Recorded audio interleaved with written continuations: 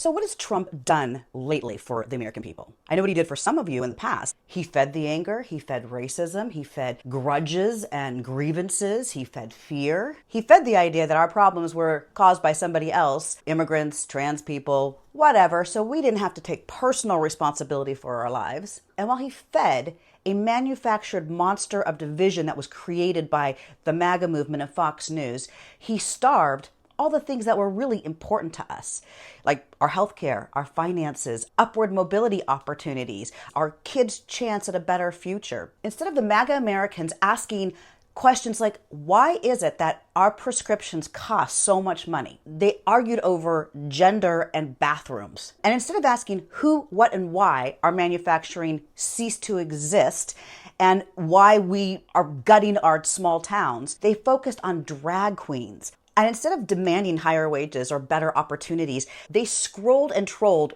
posts on social media. Instead of building or investing in a better tomorrow, they spend all of their time destroying any of the advances that we have made from the past. Now look, our side isn't perfect. The Democrats aren't perfect. We don't always agree on everything. Primarily, we don't agree because we all have individual minds and we're not a cult. And so there's a lot of ideas flowing back and forth. And sometimes in those democratic, democracy-like institutions, it may be harder to move ahead when you're not working on one single cult-like idea. Okay, so we take a little bit longer. But Democrats are builders. We are investors. We are creators. And we focus on the American people. We fought for lower drug prices. We got insulin capped at $35. We invested in jobs, in infrastructure, in manufacturing. We worked with allies and partners and other people in other countries to invest money here for American jobs, for American people. We build while they burn it down. But I want to be clear on how we got here. Republicans spent decades investing in radicalizing Christians. So now, when you talk to Christian MAGA people, their votes are cast on spiritual beliefs, not actual practical solutions.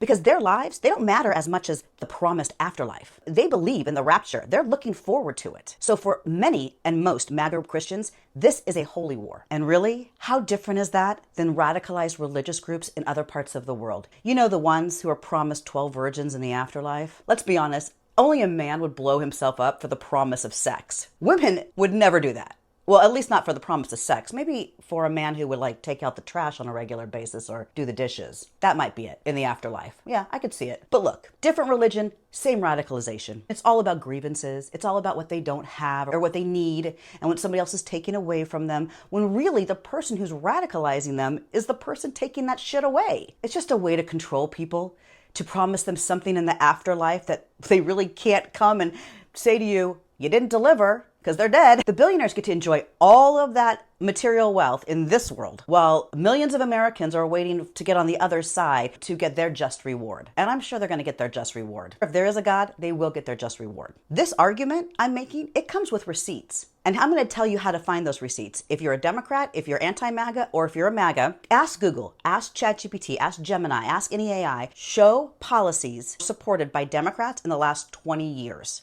And then ask them to do a contrast or a side-by-side comparison with Republican policies. So the point is that help the American working class, or that help the American people. Or ask AI to create a prompt for you that best gets you the results of being able to do a full comparison of policies. I don't want to say just passed, but supported. And then you could go further. Show me policies that were beneficial for the American people that Republicans or Democrats voted against. You must ask it in a way that's neutral and get a comparison. I dare you to dare a MAGA person in your life to do this. Look, when we can't agree on anything, the tiebreaker has to be hardcore data. And the only data that you cannot refute is how people vote. Because literally they can call their representative and ask. So it's too easy to find out. And here's the thing, this is no spin, no yelling, just facts on paper.